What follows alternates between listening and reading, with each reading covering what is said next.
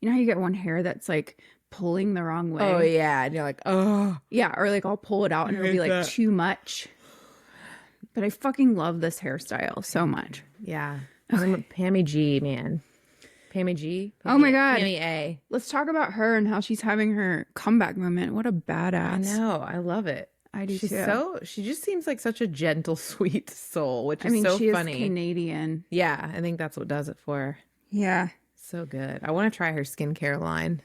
She has a skincare line. Oh, yeah. Did you see? I think it was in is Vogue or no? What's the other? Um, God, my brain is not working very well. I did not sleep very well last night. I got I a feel crick like I in my didn't either. back. No, Vanity Fair. Vanity I Fair. think it was Vanity Fair. Did like a spread on her. Yeah, like because she's really into gardening, and Oh, she's also yeah. on Substack, which I follow her on Oh, Substack I didn't now. know that. That's cool. Yeah, you should follow her because her little notes are sweet and cute. But it gives me hope for the like we talked about aging in Mm-hmm. 2025 versus the 80s in one Yeah. of our other episodes, and I'm like, damn, there are a lot of really crappy things that are happening right now, specifically with women and our rights and the uncertainty around all of that. But there's always the good with the bad, right? And the pendulum's always swinging back and forth. I'm like, this is a good time to be aging Yeah. as women because It's we, funny. I think about the 80s and I'm like, I feel like you never saw women like of our age or something. Like you'd see people like with like full makeup and like super fashionable and flaunting around. And then it was just like they went from that to 80. Like, yeah, so funny. But I guess it's just because it wasn't super graceful. There was a lot of cigarettes, yeah. Well, also in Hollywood, like Coke, in terms of Hollywood, there just weren't very many roles for middle middle-aged aged, I and then guess. Is that older us? We're women. middle aged now. Yeah, technically. Wow. No dress code, no rules, just BYOU. It's time to tell society that it's a taboo. You can be the youest you here in the naked room. But you can write whatever story you want So true. around your age. Like Vera Wang did not have her big break until she was 40, I believe. Oh, that's great. And now look at her. She's like 80. Did you see her spread? Like, No, I need that to sounds get. funny. Did you see her spread? in the magazine? Like she had a photo shoot. She and Martha Stewart, man, both like Oh yeah, 80. I did see something she posted this morning, maybe or whatever. I saw it this morning, but her most recent post was her repping like a skincare serum that she really likes, and she's just like holding it up to her skin, and she's got some makeup on, of course, but like Yeah. for her age, like she's I know. rocking it. I know. But yeah, Vera Wang, like she just even her like her figure, her skin, everything just looks absolutely beautiful. Even for somebody who is like 50 years old. Yeah, And then Cindy Crawford did a spread at some point. And I know that there was like a whole thing over, I remember this because there was a conversation around the retouching that someone did. But then you see the non-retouched image yeah. and she looks phenomenal, but she's aging, you know what I mean? Yeah. And it needs to be, Gracefully. yeah. And I think about that, like the beauty standards and the amount of retouching, I'm especially coming from the photography world. It's so refreshing to see a lot of these brands Yeah, embracing not doing as much retouching. Like shout out Dove. Honestly, you guys have some of I know, I don't really but I I would don't not really use like. Dove very much, but I love their marketing, but yeah, I'm like, I feel like there was some celebrity years ago that somebody was like, "What do you use for your skin?" And she's like, "All I do is wash it with Dove soap." And Oh, I was yeah. like, "No, please don't wash your face with Dove soap." Oh, and yeah, like no, that no, be your no. only, No. your only. I mean, sure, maybe their formula's changed and it's not as like s- dry. It won't dry you out as much. Yeah. but Was she not using moisturizer though? I don't know. She didn't say she was. She was trying to be like, it's just a bar of Dove. She's probably getting paid. Yeah. Yeah. It's like the OG influencer before we even knew that was a thing. Yeah. But I love the inclusivity and I can't, and now I'm like, of course, this is going to lead into my talking about branding because that has been my that's been the industry I'm in. Yeah, no, That's funny. no, but like who? Oh my God! Of course, there was the controversy over the American Eagle Oh yeah. ad. We don't have to talk about that. We don't have to go into that. Yeah, yeah. Sydney Sweeney has Sorry, I good keep genes. yawning. I'm in my luteal phase. It's okay. Me too. You and I are completely That's right, we're synced synced up. Yeah. I've been trying to get better about. Well, yeah, I was It talking was to you Gap. about this. Gap was the one. They just did that super inclusive ad. Uh-huh. There's 6 people. It's a group. I don't remember the All name. different like Yeah. walks of All life, different backgrounds basically. and yeah. That's great. Yeah. They freaking brought it. That's good. Gap. Gap knows Yeah, what's it's not up. it's not that hard, like to put the thought into it, and No. it does suck because I do think that a lot of things everything's under a microscope, which is good.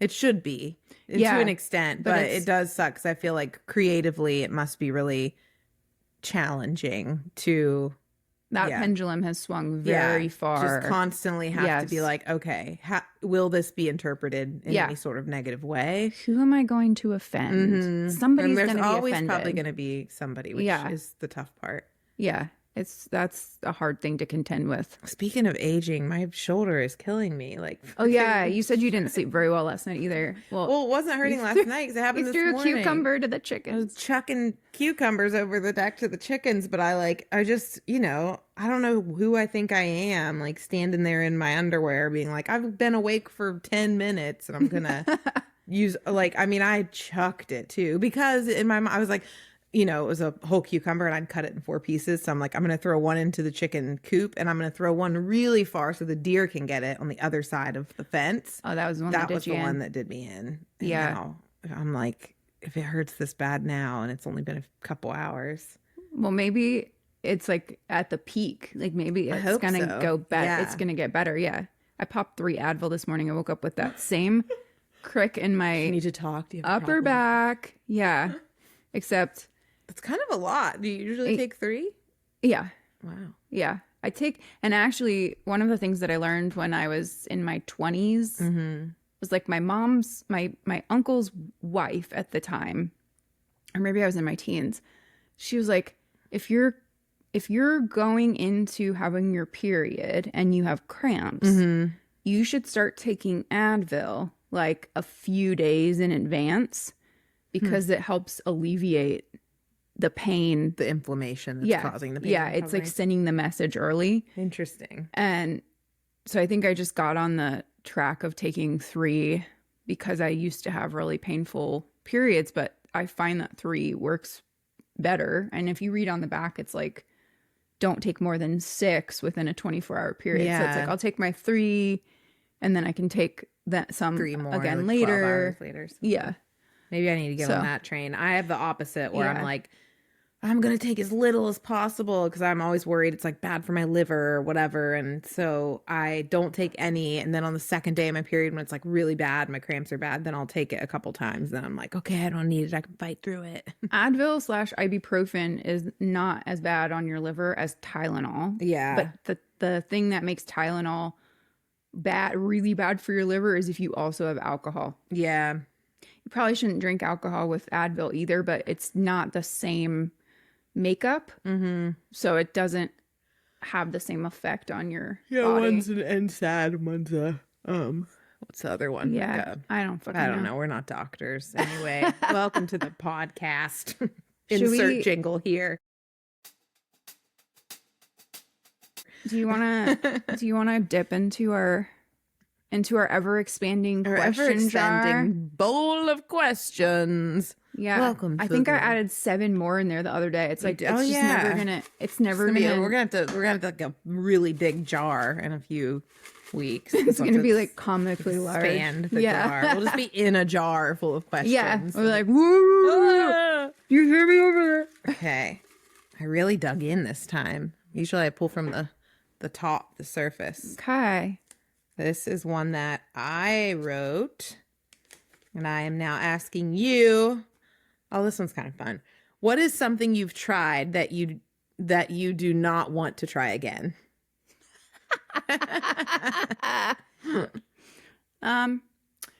Fried snails, maybe. Really? I went to a Russian I restaurant don't think I've once. ever had fried snails. Yeah, they were fine. Like the flavor's fine, but it's just the texture and knowing that it's snails. Okay. Ooh. I don't need to do another high ropes course. I am deathly afraid. Like my body is afraid of heights. Yeah. And so when I go, I'm just talking about it, my palms are sweating. Oh, funny. Yeah. Like, Okay. I have a lot of trouble functioning At heights. at heights. I can't Good to really. know. Yeah, I've done. So here's the thing, and it's funny. I was just thinking about this the other day. Curtis and I went to Costa Rica for our honeymoon back in 2018, and we did do a zip line day. Mm-hmm. And I was fine on the zip line, but the platforms Oh, yeah. that are up, like way up, you have to take stairs up, and then you're like looking down over Yeah. this like cliff or whatever. That was the part that I couldn't handle. And I think there's like a, Well, you're hanging when you're on the zip line, right? So it's like you're not having to rely on like your feet yeah, to like keep you Yeah. up. And I think that is like there's no like awareness of how high you Yeah. or it's not the same kind of awareness as like standing on a building and looking down. Like It's if a lot I'm in different. New York or Chicago or something and I'm on a really tall building and Yeah. an observation deck looking out over the other buildings, I'm like, oh my fucking God, that's high. I don't need to do that. Yeah. You're over it. So I'm like, I have gotten over a lot of, How are you on ladders? Like if you have to like it, like if I had to put a ladder and we had to like climb up on the roof, is that amount of height oh yeah, affect you? it doesn't take much. It's okay. Yeah. You're like, I don't even like how tall I am. It's scary. No, like High heels are Like- terrifying. like 15, 20 feet up on a rock wall. And I'm like, and I know that I'm strapped in and I know that I'm but safe. your body just I wonder if that's like something because there's people who are like deathly afraid of it and then people that aren't. And I wonder if it has anything to do with like not genetics, but like I don't know. You know how they say like we've talked about the blood type diet and stuff before where Mhm. they're like whatever you come from, like that's why, you know, if you have type none of this is actually correct, but it's like a But it's just speculation. yeah, like Yeah. so whatever. If you have blood type O, then like eating, you know, like fish is better for you because like they have determined that different blood types come from different like regions of the world. Yeah. And so I wonder if it ties back almost to like wherever your like ancestors are from, if you didn't have to like climb mountains and do, you know, like if heights weren't a part of your like genetic makeup Yeah. and if that's why it's so, because I don't, What's your heights blood don't- type? I don't know. Oh, you've never given blood? I've given blood, but they've never taken my type. When last time I gave blood, I asked them because I didn't know, and they were like, "Oh, you have to pay extra. That's like an extra." Oh, test that's we a do." And I fucking was like, scam, dude. Listen, Quest Diagnostics. They give it, Like, they are it's supposed so to just give it to you. stupid. I Yeah. know. Well, I'm an A plus. So Okay, is A- that a good one? A Of course, positive. you would be an A plus. I mean they're Probably. all Is there a C minus? That would be me. they all have their positives. So A positive I think is I can only give and receive. Yeah. A positive, I think. I wonder, like the blood type thing, the blood type diet thing intrigues me because we've talked about it where I feel like I thrive really well off of like proteins specifically. You might be O, honestly. Yeah, maybe Because like A is supposed to have a lot more vegetable, like according to that book, they're supposed to Yeah. have a lot more vegetables and a little bit more of like a vegetarian diet. I need veggies too, but I just feel like I don't know. It's funny, like where I grew up, Like I an definitely omnivore kind of vibe Maybe. for O positive. Yeah. fish definitely like my body like loves like I'm not allergic to any of it. Like I feel like it Red meat. satiates me really well. Like fish proteins, Yeah. shellfish, even like. I don't know. Maybe you're like a interesting. wild card and you're AB negative or Maybe something. I'm like a blood type they don't even know about. That's so strange that they didn't just tell you your blood type. I That's so know. fucking stupid. That should I'm be a mad. goal of Do you know who mine. did where was it? I'm gonna go get them. Agora Hills. Oh, what? Really? Yeah. Ridiculous. I'm like And a they little did, and irritable this was when this I went to morning. get testing for my hormones. So you know they did like I mean my list of how many things that they tested in my little chart and I looked too. I was like maybe it's just on there. Like maybe Yeah. it says and it doesn't say it on there. Like they're like no, we have to that's like another thing we have to like That's test weird. for. Yeah, I because thought it was weird I think I too. have my American Red Cross donor card with like in my wallet or Hmm. something. But Yeah, it's something I definitely need maybe to figure out. maybe if you go to the like American Red Cross and donate blood there, Yeah, which I think they I can't do because I lived on Nantucket for so long.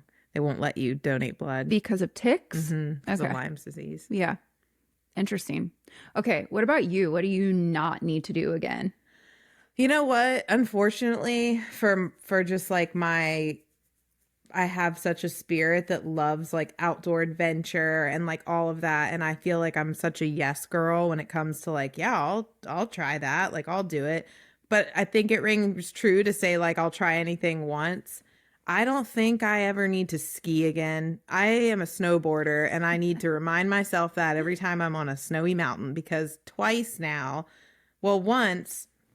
So I have skied, like, and I'm saying like I'm separating skiing and snowboarding. Like I do Mm-hmm. love snow sports, but I have skied once successfully when I was in like 8th grade. We did like a field trip to like Wisp or something, and that was all they'd let us do. I remember they were like, no, everyone wanted snowboards, and I already was a snowboarder, like on little hills around my house.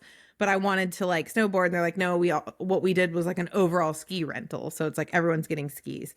So I skied for the first time, but I'm sure it was like not, it was like bunny slope and then maybe the slope or two above that. And it was fine, everything was okay. But then I snowboarded from then on out. And then it was like, what year was it? I was still living in LA and my buddy Corey was visiting his brother in like his hometown in Oregon. So we went up to Mount Hood Oh and it yeah, was New remember this? Year's and he's like, yeah, we were going to go to the mountain on New Year and on New Year's it's going to be great. And they weren't renting because they're all like pro skiers essentially. And so they had all this equipment. So I think they loaned me skis and I was like, snowboarding, skiing, like Oh whatever. no. Like I'll figure it out. Like I can motocross. Like there's so many things that I just have been able to figure out. And they're like, we're not, we're not going crazy or anything. Just follow us. And they were on like, what do they call them? They're like not ski blades, but they're like these little mini skis. They're like comical looking, but they're Okay. both really good. So they can, anyway, cut to, we've had some drinks beforehand, which probably didn't help. And then we get to the mountain and everybody's celebrating and I'm following them to whatever hill they're going, which I find out later is like the Blacks. I follow them up on the ski lift. I fall off the ski lift exiting it. So we're already off to a great start.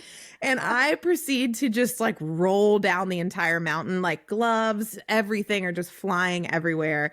And I I can't believe knew they took you to the Black Diamonds. I Though. know. I was like, I injure myself so badly, but like I'm probably like a little drunk already because we've been like celebrating, and I'm covered in, I'm bundled up. So like, Yeah. I'm like, you know what? I think I might have tried once more. I like went up a little further, came down. And I was like, I'm just not getting this, and so that was like, I was like, all right, I'm gonna go sit at the bar. You guys meet me there. And then I find out after I get back to California, I was like, I still had like pain in one of my hips and it bothered me for a long time. And then I went to get an x-ray. I don't remember if it was for that or for something else, but essentially I had like hairline fractured my hip when I did that and like didn't even know. God. And so then even then I was like, I'm not writing it off completely. That was just like, obviously I can't start at the top kind of thing.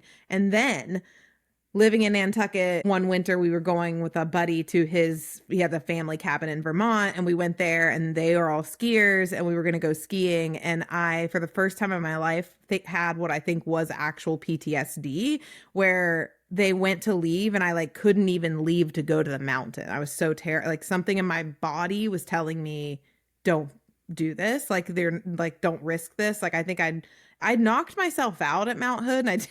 Like there's just like a whole thing where like I just didn't even know how badly I injured myself, I think. And then my instincts were just like, yeah, girl, like no skiing for you. And so I ended up staying home at the cabin and building a giant igloo, like a full grown adult, just building a giant igloo while everyone was gone on the slopes all day. And then they came back and we all like hung out in the igloo and drank. But everyone I think since has tried to talk me into it because they're like, no, you just need the right person or this or that, or, it's this. And I'm like, I don't know, that experience of being so frozen in my body and being like, I don't even want to, like, I can't even go to the mountain. I don't think, like, it was just like, I need a minute. So I think that I think I can just rule out skiing. I don't feel like I'm at an age where I need to get back on the horse and go, you know? It is really hard on your knees and stuff too, Yeah. especially But, if like, you're not used to snowboarding doing is it. too, I feel like, and Snowboarding that is doesn't, snowboarding, know. I would say, is probably harder on your body than Yeah, and skiing. snowboarding is fine. It's just like, Yeah. I think maybe what happened is I got so used to and comfortable with snowboarding that it's almost hard for me to separate the muscles and things needed and like the, you know, what is the pizza French fry you do with skis and stuff. Well, you're also like going sideways. Yeah, like, like it's a very having different way of thinking. having two, like, yeah, moving my body with my hips together for snowboarding works for my body, but like the other, like moving Did your my hips separate fall legs. apart when you were? Yeah, it just crumbled. Actually, it sounds like your hip did fall apart. It did fall apart. Yeah. Seriously. So yeah, okay. You don't need to be. So we'll never. You and I will never be on a ski lift together because you don't like heights, and I don't think I'll. No, ever I ski do. again. I do the ski lift. It freaks me out, but It I do does, it. really? Yeah, I like skiing. So Yeah, you can snowboard and I can ski. I've never snowboarded. and I'll hold your hand on the ski lift because it doesn't bother me. Yeah. So it's interesting because you're like, I don't need to ski again. I'm like, I don't need to snowboard. Most people, that's what they say, because I think they started skiing, and so Yes. then they had the opposite effect where they tried to snowboard and they were like, this is so different, even though it's in the same Yes. environment.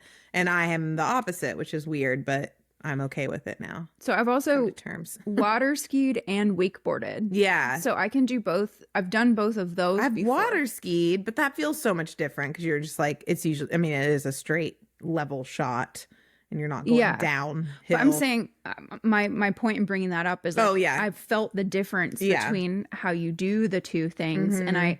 I always like to go forward. So Yeah. I one time when I was wakeboarding, I did the thing that you're not supposed to do, and I turned forward, and the Oh. water went over the Yeah. wakeboard, and I face Yeah. planted in the water. That shit sucks. It does. Yeah, It's they're like, oh, it's water. It doesn't hurt. No, it no, does. no, it's yeah. Have you ever jumped off a diving board and splatted your Yeah. body flat on the water instead of like a graceful bloop into Yeah. the, like, No. it hurts. Do not Dang. recommend. 0 stars. All right, your question turn.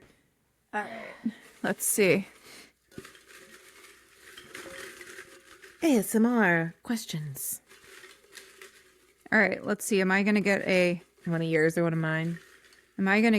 serious one? Oh, yeah, this is not serious, but I like this Is one. it you or me that I wrote it.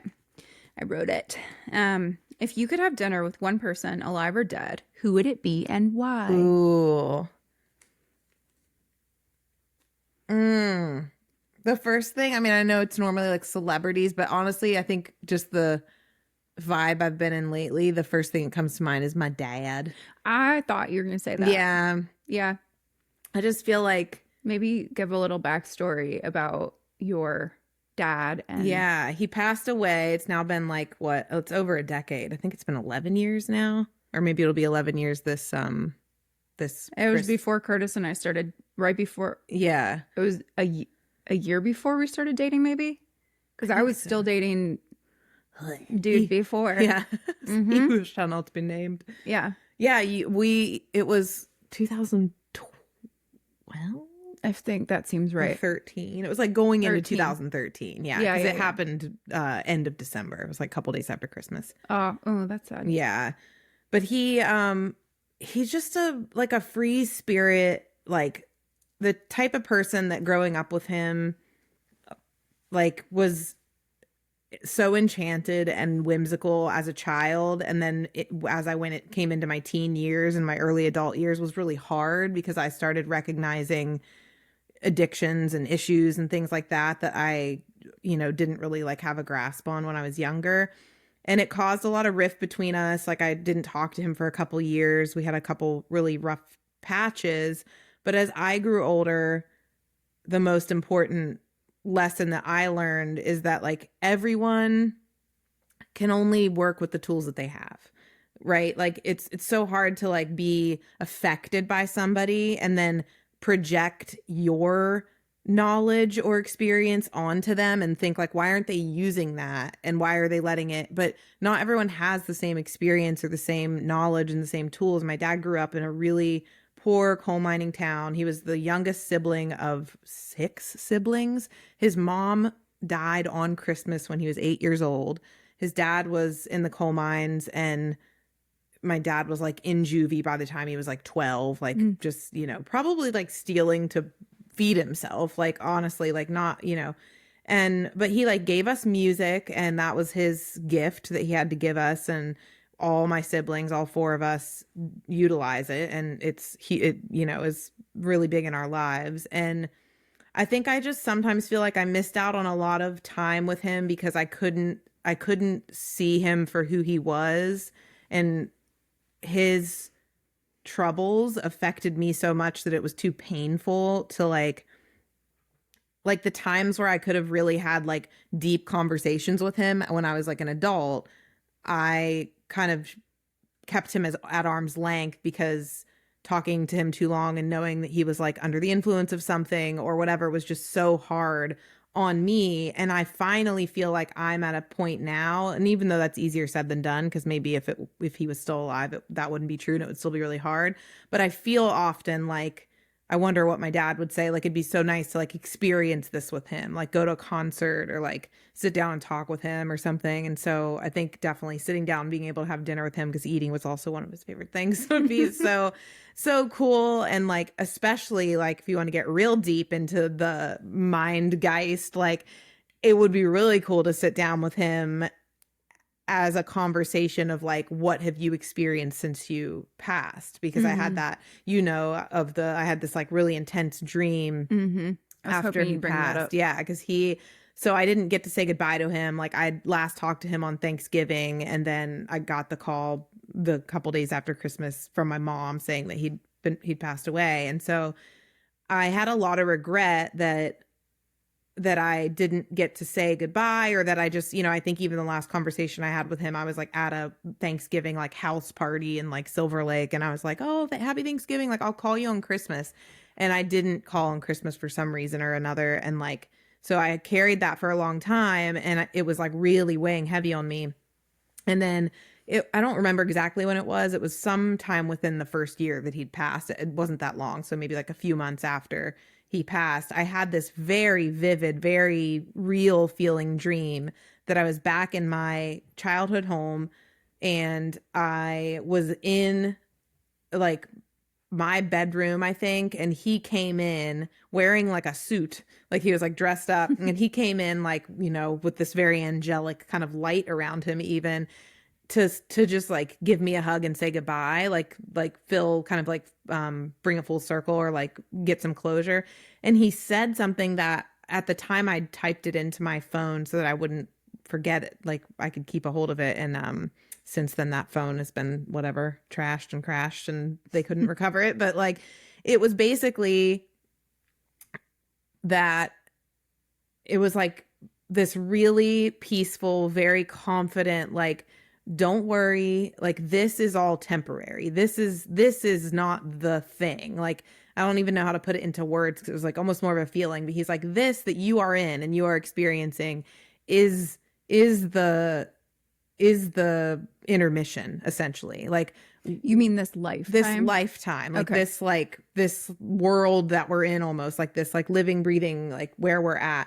This is the intermission. Like, this isn't the thing. Like, when you pass over or when you pass on, that is where you're going home. And when you go home, he like specifically named off a few things. He's like, there is no pain, there is no hate, and there is no suffering, essentially. Like, it is like those things exist in this kind of test that we're in, like this experience that we're having, not, and I think that him passing alone was a really big like eye opener to me. Just the fact that like somebody you love so much and can just be gone. Like, it was like the first time that I had somebody like really, really close to me. I'd had friends and stuff maybe in high school, but like having like a family member just be gone, and you're like, well, wait, like I wanted to ask you this, or I wasn't sure about this, or like he won't be at this, or there's this guitar chord that I can't figure out, or those things. And like, it was really profound. But then like the addition of having that dream and having him say those things like was pretty altering to my life, I think, and my personality. Like I think I've always lived pretty like freely, I think, probably, but like I, even when he passed, had already like left and moved to LA and like had experiences. But I definitely felt very I don't have a fear of death. Like that was a very new thing about that, where it's kind of hard to even explain to people, but I'm like, I don't know, like it just doesn't freak me out. It's not something I ponder on. I don't feel worried about like leaving a legacy, or I just feel like, well, I'm just doing what I can and like being kind and trying to like be the best kind of version for myself and other people while I'm here, because it's like this feels so much more temporary and not like this thing that I need to keep holding on to and like trying to extend or something. And I know that sounds kind of like morbid though too. I guess it's not like I want to get out of here. Like it's not like a suicidal thing, but it's like I don't have this like, I don't know, like could go on forever. But even like you and me and Curtis the other night, like talking about the ticks and the tick-borne diseases and stuff, and worrying, like we have a lot of ticks here, and it's like I don't really worry about it anymore. I'm just like, if that's what happens, it happens. Like I can't spend, like there's so many things in life that we could focus on and like put it under a microscope and be like, well, we got to be really careful about this and we got to be really careful about that, and this might cause this or this might cause that. And while those things definitely are something to consider, I've just put so much of that on the back burner. Like even doctor's appointment, like I just am like, I just want to live in my body in the best way that I can and limit the amount of stress that I have. And that is different for me than other people probably. Like I get really stressed about doctor's appointments and things like that. Like I'm not like, this is really fun and cool and I want more information. Like I'm just like, nope. Like if it's not directly affecting me right now, then I'd rather just not even know about it. And so that was pretty pivotal. So that's who I would have dinner with. Okay. What about you? Like that time when you punched the dentist? Oh my God.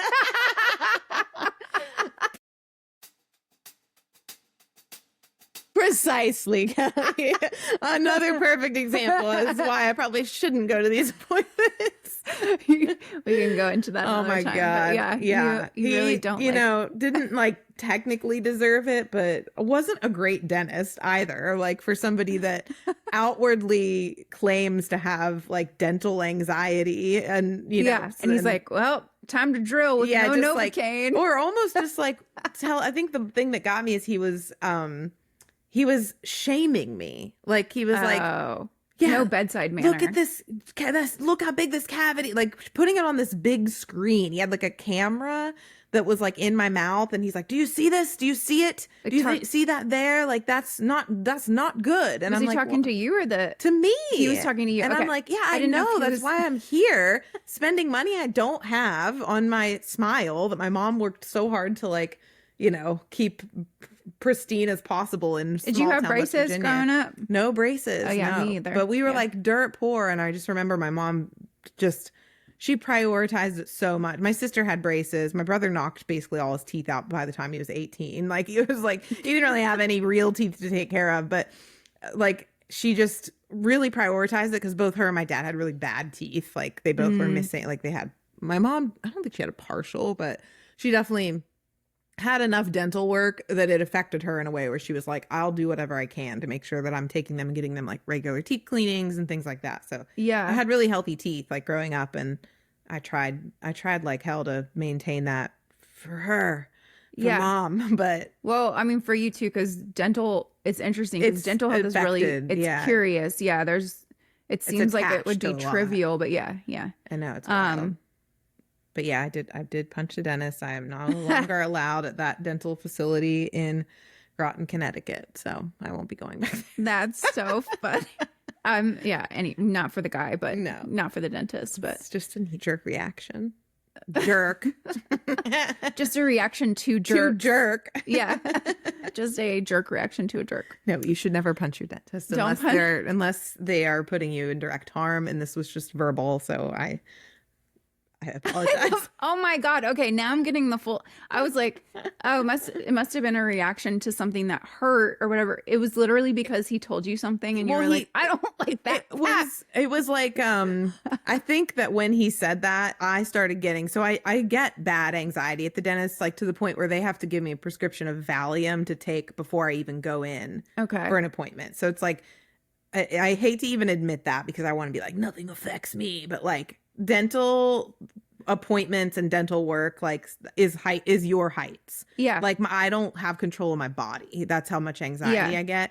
And I don't know why. I think I had like a bad dental experience. Like, actually, I think I do know. I had one wisdom tooth taken out without like Novocaine or whatever because the military insurance that I had doesn't pay for whatever, and I don't like needles, so it was a combination where I was like, can you just rip it out real fast? And it was just like real bad. And what the fuck? My husband at the time, who's now my ex-husband, was so like he can't do blood, and he passed out like on the floor, and because I like made him come into the dental room with me or whatever, into the operating room. So it's a whole thing. But my reaction was it was a bunch of things together. It was based on the fact that I felt like I was like being shamed, and I think that gave me more anxiety because I was like, the only thing in a dental situation that works for me is like, here's a sticker, everything's fine, things are looking good, we're just gonna, oh look, it's already done. Like that's what I need. And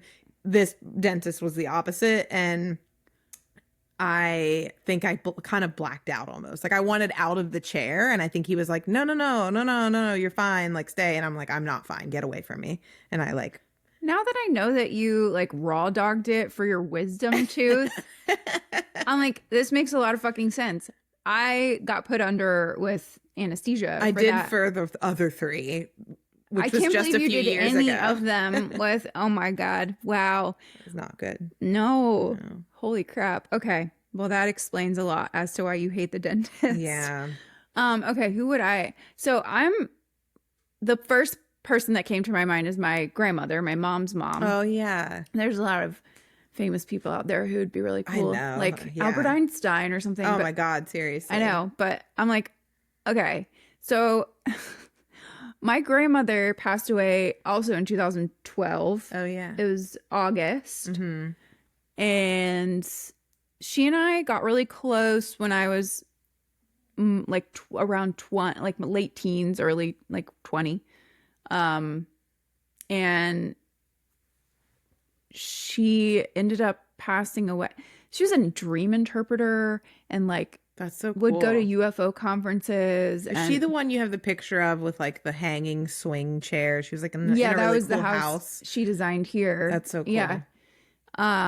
Was that the place you took me to the other day?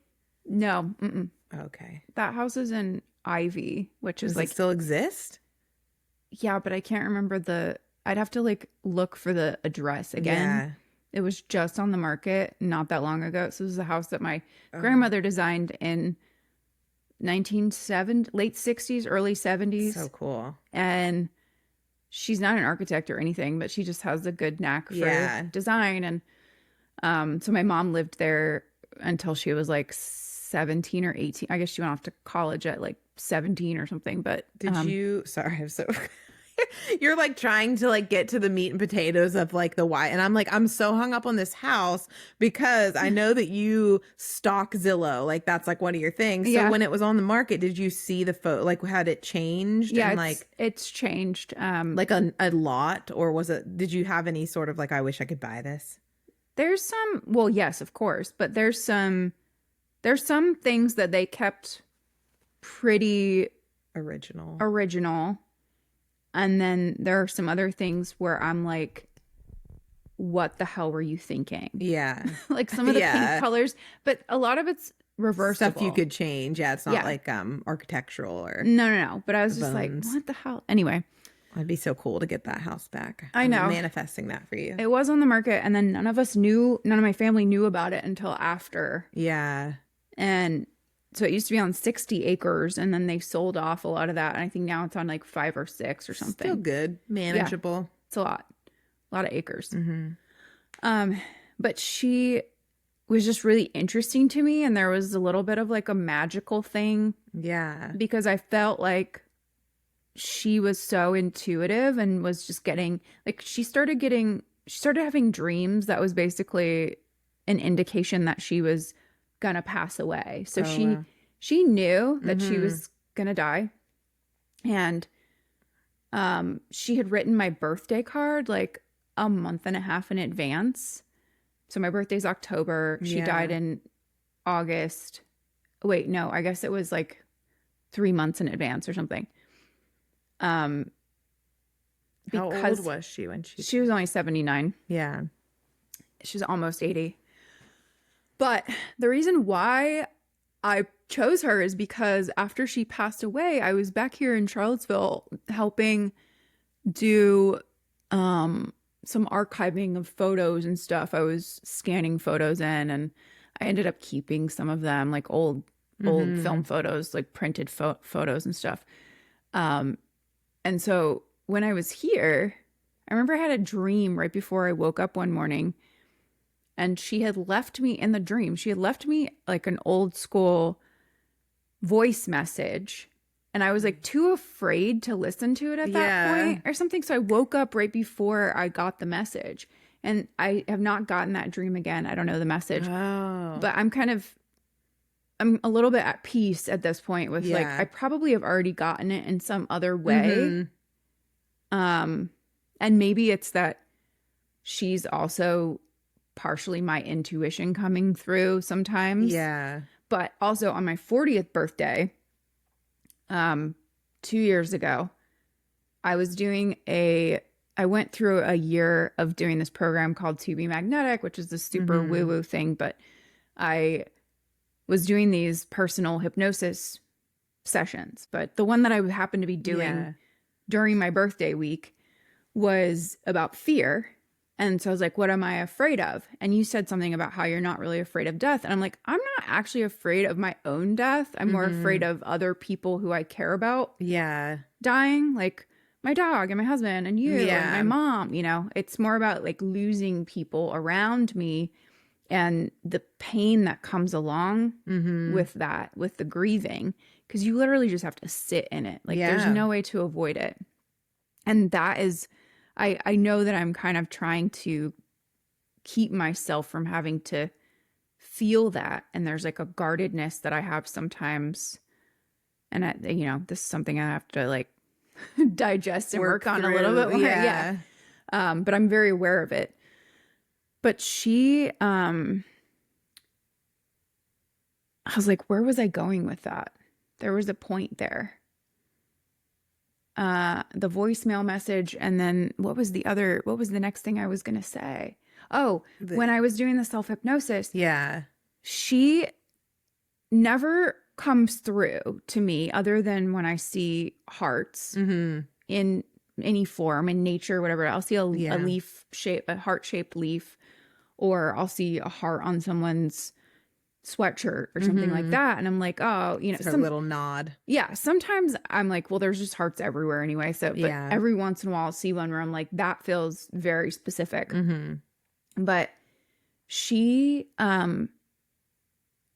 came through and gave me a message that was really similar to what your dad said in the dream. Mhm. And I've talked to other people who have lost loved ones and said the exact same thing. Yeah. The messaging is like the same. She said to me, death is not something to fear. It's just a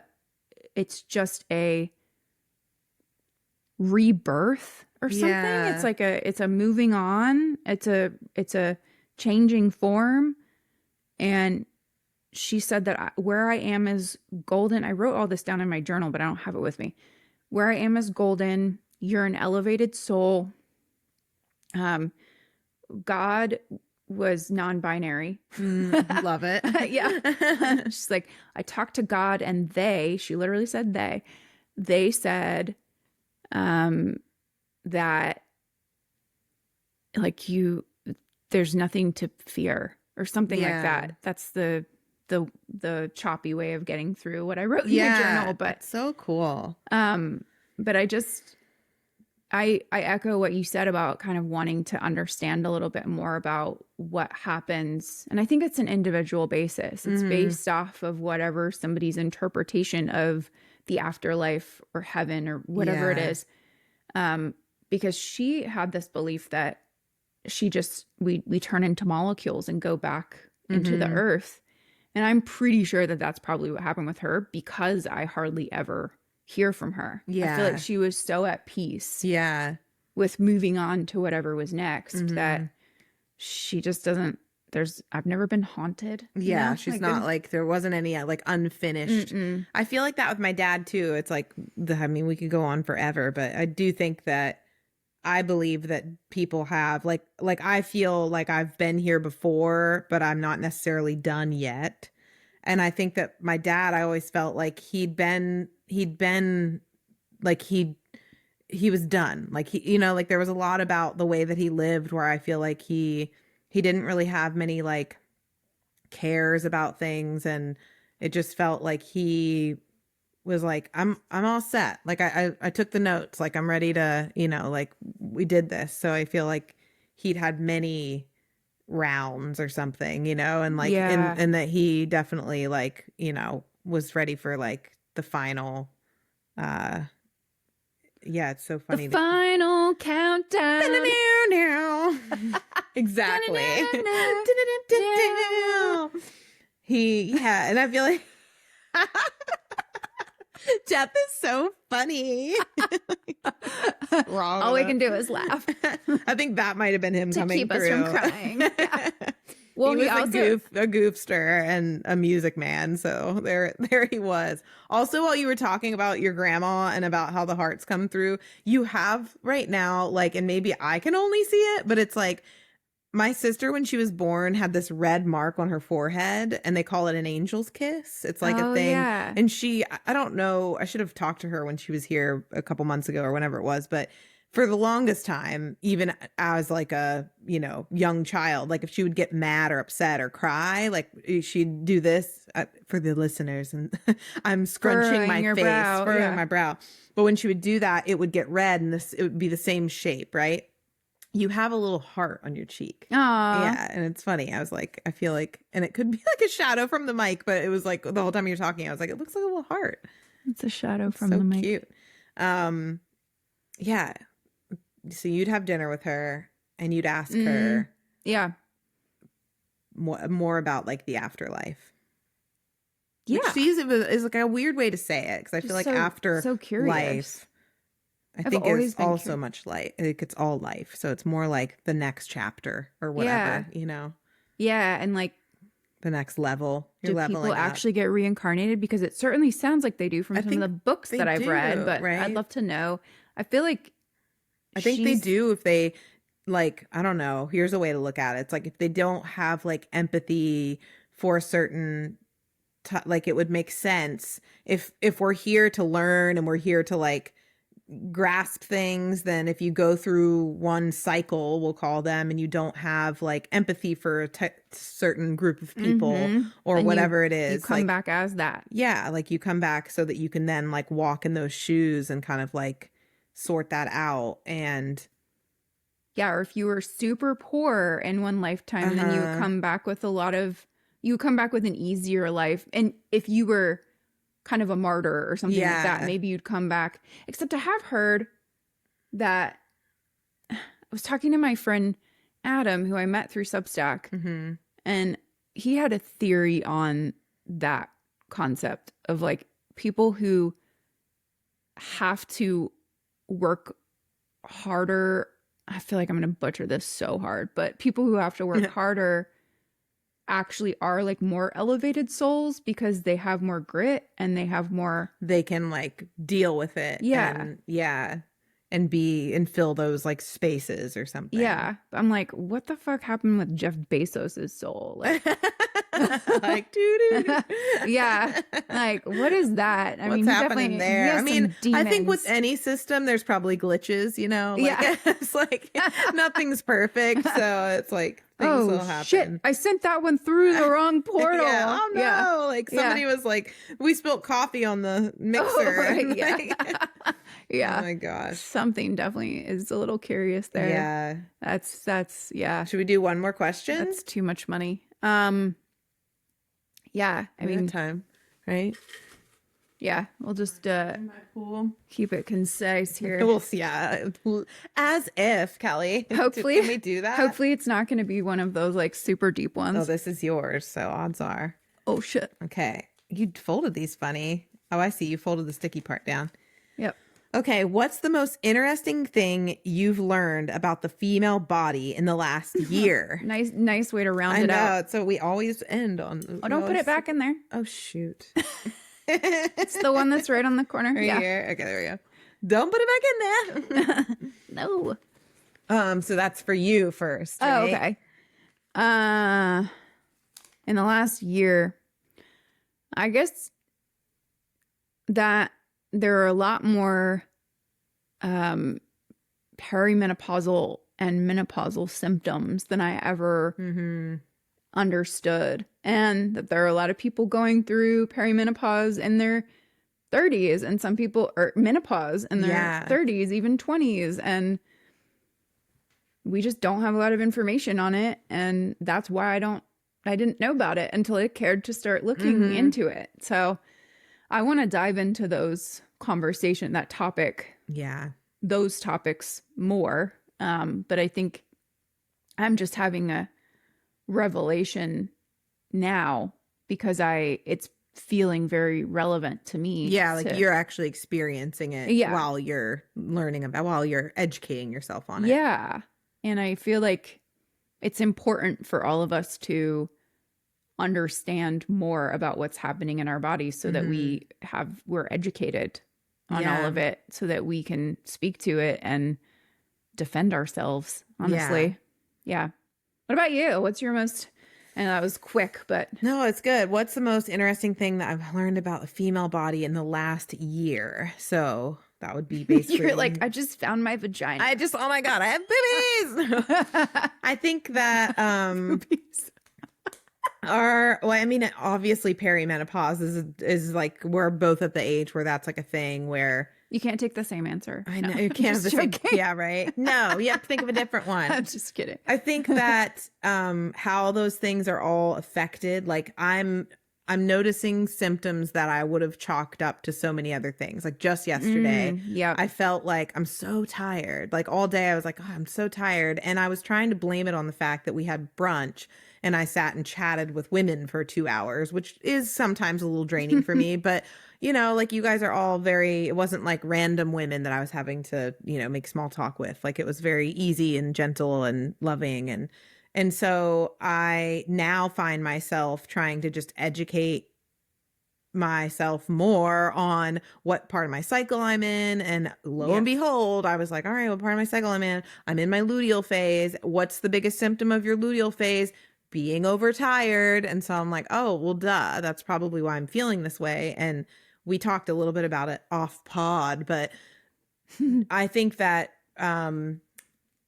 both those things, like learning about the different things that I'm experiencing and how they're tied to my cycle, which is wild to say because we've been having this cycle since I was 12. Yep. And like it changes all the time, but still it's just like the fact that we, you know, us as middle-aged women have just now learned the luteal follicle, you know, follicular, whatever phases and are tying symptoms to that. And then also I have learned this year how fucking resilient we are, like as women. Like I feel like we had get more credit. We had a pretty, like, for lack of better terms, like blessed year. Like, you know, like I am where I am because I have really good friends in my life. Like I'm sitting here with you because, you know, we have a lovely friend who had a place for rent that she offered to us. And like, and I had the freedom to be able to drive across the country. Yeah, like because but it's like all those things kind of tie back to like our resilience. Like,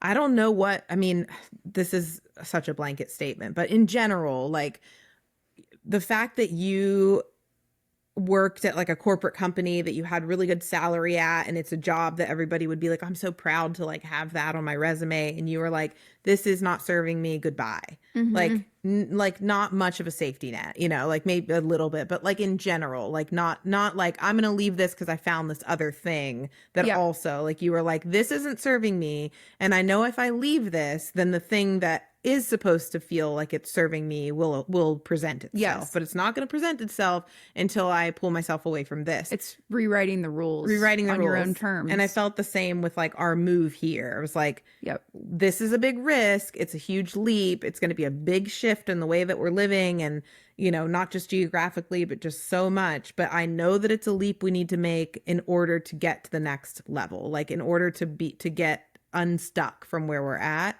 And it took a lot of resilience, I think, on both of our parts. And there's a lot of things I think that people would have been like, no way, I'm not giving that up, or I'm not, if it's that hard, I'm not going to do it. And I just kept waking up and putting another foot in front of the other and being like, that's a hard thing, but it's not a hard thing that I can't do. Like, you know, like I can sell all my shit, and I can do this, and we can drive across the country, and we can go to somewhere where we really don't know anybody, and neither of us have a job, and like all these things. And it's like mentally challenging, but it's been so, it's rewarding. And it's just like, I don't know, I guess if we were to end on something and I'm telling women like what I've learned about myself that I hope that they learn about them, is that like, allow yourself to do the hard things that are really uncomfortable, because the reward of actually proving to yourself how resilient you are and how much you can go through it and get on the other side just like makes you that much stronger. And so then if you never do that, then the hard things that come at you just will always seem so hard, because you either aren't doing them and you're like, oh, I'm not gonna do that because it's so hard, or whatever it is. But like, just trusting in the fact that you have like really good instincts, and that you are stronger than you think you are, and all those things, like, just like, it feels so much better to be standing on the other side of the stream or whatever and being like, oh yeah, I'm glad I swam across that, even though I didn't really want to, because now I know I can, and I know I can do more. Yeah. Just because you're a woman entitles you to resilience, and you're already set up for success. Yeah. Just because of the way that you came into the world. Exactly. Yeah. It's pretty cool. Yeah. So honor that, and give yourself grace along the way too. That's the biggest thing. Yeah. We are handling a lot. And you can give it hell, but gracefully. Yeah. Or not. But it's more about making sure that you're treating yourself really well along the way. True dat. Yeah. Y'all are badasses. Go out. You're a badass. Be a badass and conquer the world. That's right. You got all the tools you need. Puff that chest out. Yeah, those are your tools right there. There's your tools. Use your tits.